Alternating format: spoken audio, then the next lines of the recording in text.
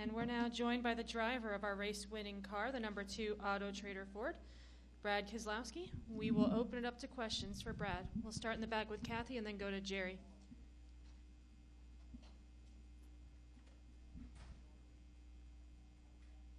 I'm sorry, Kathy I didn't Brown. see. Oh, there it is. Okay. I'm back here. Kathy Kathy? Brown, pitting outside the box. On Thursday, I talked to you about how special it would be to win 3 in a row, especially with this being the first race in the playoffs. Now that it's happened, what do you think that you're doing or your team is doing that has turned your season around so quickly? Well, I don't know. I'm not really in a great frame of mind to answer that because I'm so caught up in what 500 wins means for Penske, what 3 in a row means for us as a team, and what the last 3 weeks has meant to me personally and professionally. It's just really, really special, Kathy. So, to go with that, a lot of things have come together. They have to come together to win. Winning is more than being the fastest. Winning is about being the best in all facets and taking advantage of opportunities. We probably weren't the best today with respect to being the fastest car, but my team was the best today with respect to executing on the pit stops, putting us in a position to control the race, and then getting through the chaos that I think you guys all saw over the last 20 or 30 laps. To this date in the season, or to date before these 3 races in the season, we hadn't been able to do that. I don't know if I necessarily think we're any faster than we have been the rest of the season, as much as I would say we're finding ourselves taking advantage of opportunities at a much higher level.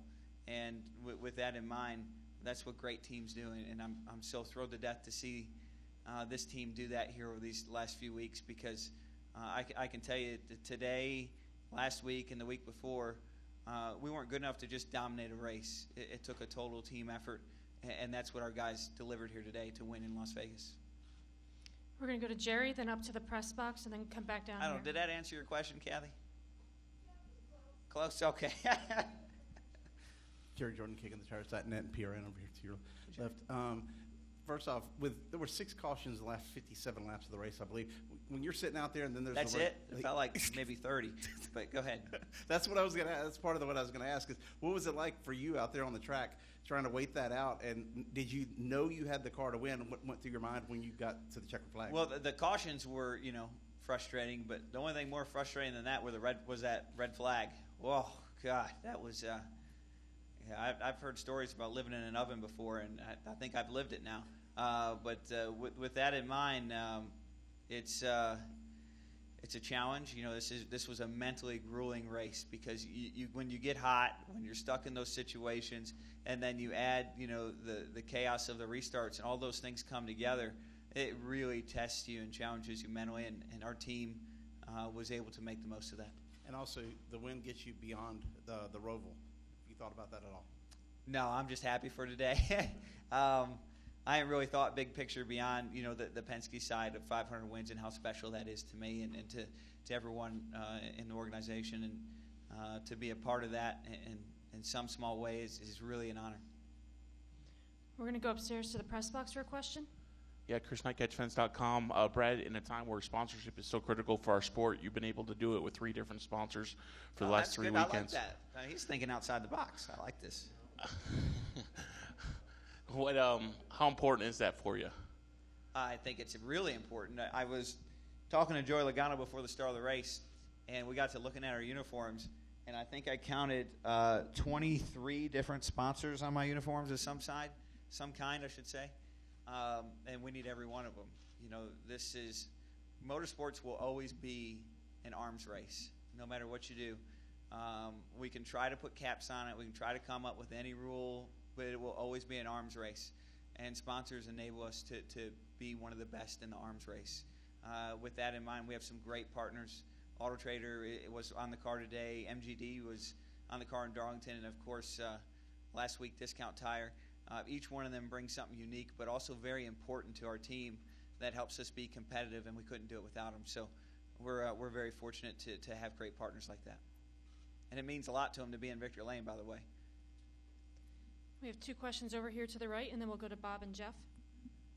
Brad, Ron Flatter from VSIN. 2 questions for you. One, how vital was it that you had a couple restarts toward the end with Joey alongside?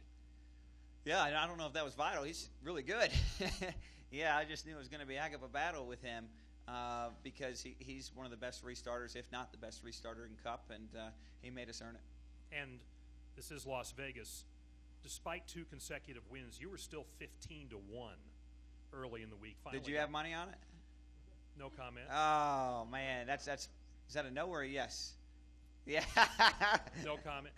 So, but you got bet down to 5. I mean, do you pay attention at all to that? No. Brendan Gaughan told me in Victory Lane that was the numbers, and no, I had no idea. I've been so busy since I've been here in Las Vegas. I had 4 sponsor, media, fan dinners, appearances, etc., and I haven't had a chance to breathe since I've been here. So, let alone look at all that kind of stuff. I snuck around and got in the blackjack table for about 30 minutes, and that's about all experience I've got to have here in Vegas beyond the dinners. So, I do enjoy coming to this town, and I'm glad that those things are there. I wish we got a little more respect than that, but that's okay. But we're glad that we earned someone a lot of money today.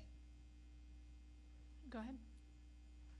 Justin Schuler, Speedway Media. First off, congratulations on giving Penske their 500th win and your Thank you. 3rd consecutive win, obviously. Now you go into that second round. All season long, especially during the first 21 races, we've been talking about that big 3, but it seems like they've fallen off these past few races. When we asked that to Larson and Truex made a comment that it's about the big 4 going into Homestead. Do you feel like this win has solidified your team to be part of that conversation? No, I don't. I feel like we're proud of this win, but it's one win in a long grind. And there's 9 weeks of long grinding left. 2014, we won the first race, I think, in Chicago, and that was terrific. I wouldn't trade that for anything, but we were eliminated out of the playoffs 4 or 5 weeks later. So it's a grind, and you look too far ahead, you get in trouble. We'll go to Bob and Jeff, and then we'll go back over to the right. Bob Pockris, ESPN. You used the word chaos today. This track isn't necessarily known for chaos. Maybe a couple of highlights, but not the type of chaos that we saw today. Is that because it's the playoffs, or is it because it was just like 100 degrees and nobody really knew what they had? I'm sure 100 degrees plays a factor in that. It's so darn hot that cars were blowing tires and things were happening that probably wouldn't happen if it was cooler out. But beyond that, I can't really speak. I haven't seen exactly what happened in the individual accidents, and I would probably try to break them down before giving a great answer to it. But I certainly understand where you're coming from, Bob.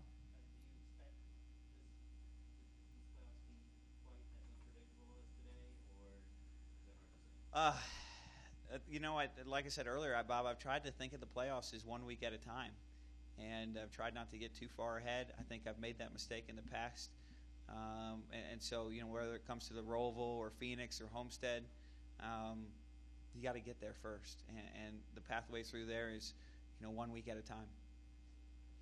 We'll go to Jeff.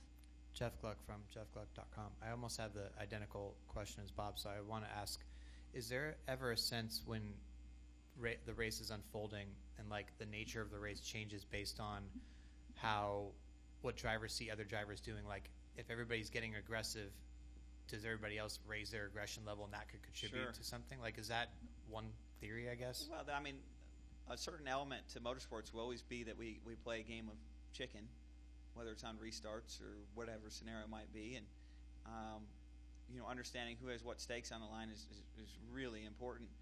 When you get to a race like this, everyone pretty much has equal stakes on the line.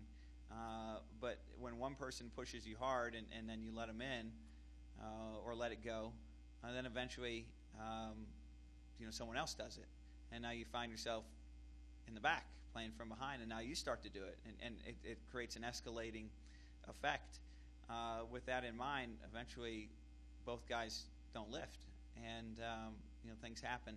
That's always going to be an element to motorsports that is a part of it at every level. And so with that said, the playoffs, of course, when you're playing from behind can make you take more risk. Go back over to the right and then to Nate. Andre Haynes from the EMG radio show. Congrats on today's win. Thank you, Andre. Do you think that other drivers will change their strategy to win, and if so, how? I don't know who's in what point situation, but one of the things about this format is it definitely changes people's strategies as you get towards the cutoff races, if you're from behind or if you're way ahead. And it's every person has their own unique scenario. Of course, our scenario right now is very good, but some are not as fortunate. We've been in that spot as well. And when that happens, you definitely put all the chips on the table. We'll go to Nate and then Dickenware and Jerry. I got two for you real quick, Brad. The first is, I think the first 9 restarts, the leader took the outside. The last 3 restarts, you took the inside. Why? I just felt like it was working better, and felt like I was able to control it a little better on the bottom. I don't know, maybe that was right, maybe that was wrong, but we're here now, so I'm glad we did. And then I want to get your opinion on this. Martin Truex Jr. was asked about you winning 3 in a row, and he said that Brad clearly found a horseshoe. 3 races in a row he's won, and he's not had the best car. If you really want to talk about the sport being what it is, you've got to look at that. Yeah. Is that a fair assessment? He's spot on. We have not been the best car the last 3 weeks. This week we were probably a top 3 or 4 car. I didn't get to see the 4 car before he had his issue, but I thought he was running pretty good. He was obviously in front of me at one point. And him and the 78 were very strong. The 78 was clearly the best car.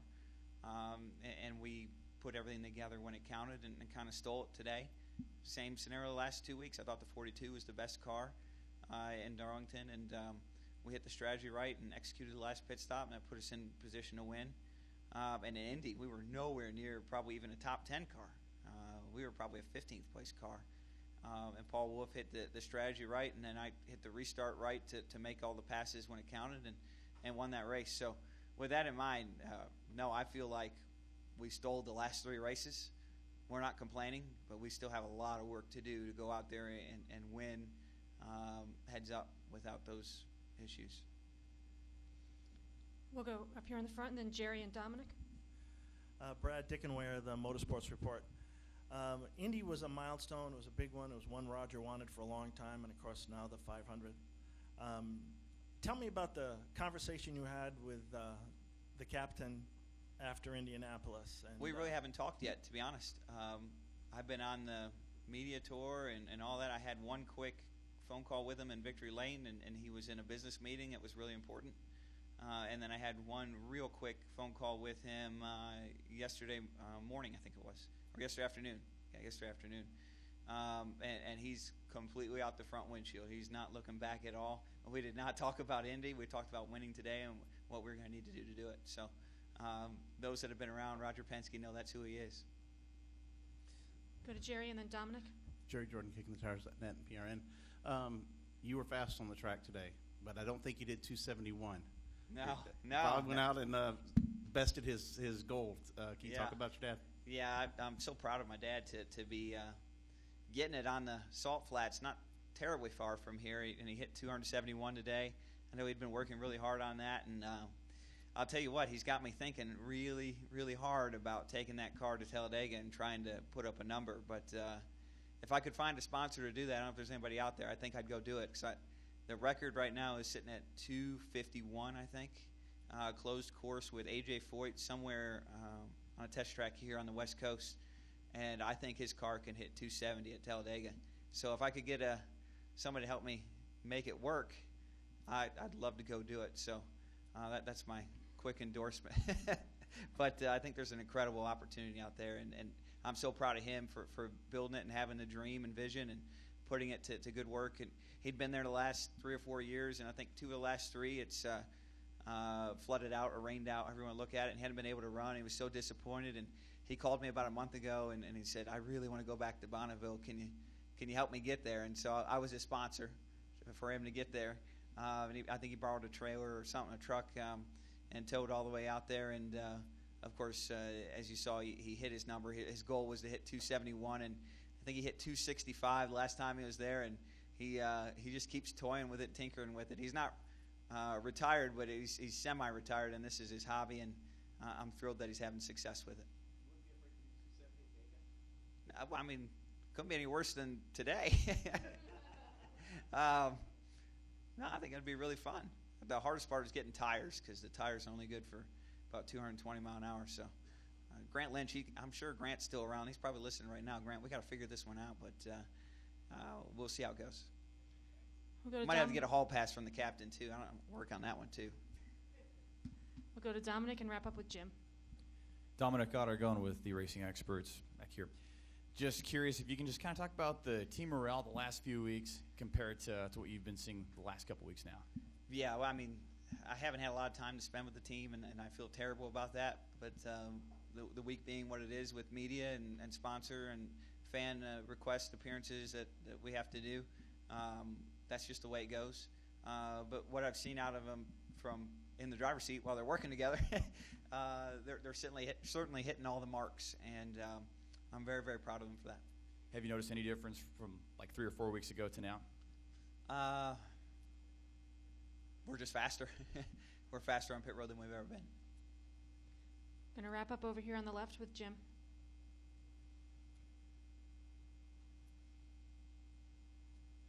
Jim Hunter, motorsport.com. This is sort of a similar question. You mentioned it a little bit in Victory Lane, but whether or not you think you have the speed to compete, or you lucked into some of the wins, where do you feel your team, obviously without the team that was behind you today or the last couple of weeks, you wouldn't have been able to capitalize on the circumstances. Sure. Where do you feel your team ranks as far as some of the others that are the best? Well, I mean, the last few weeks we've been a top 2 or 3 team on pit road, and I think I look at our season, and I look at this season, and I look at seasons past. We find a way to win as a team when we have at least one strong card, right? That strong card might be a fast car, it might be fuel mileage, it might be pit road. Over the years, we've always found a way to take our strong card and put it in victory lane. And quite honestly, the only strong card we've had this year until now has been the plate tracks. We've had good speed there, good tactics, and we're able to win the Clash. But other than that, we haven't been able to put together the wins for a number of reasons, from crash fest races that have kind of tied us up to some mistakes on my part. With that in mind, the pit crew is, before these last 3 weeks, has never been the strongest suit of the 2 team. Right now, it's the strongest part of our equation, part of our team. And with that in mind, we're putting that to good use with these last 3 weeks, because without it, we couldn't have won. All right, Brad. Well, congratulations on the win. Thank you, guys. Appreciate you hanging around, and hope we had a good time.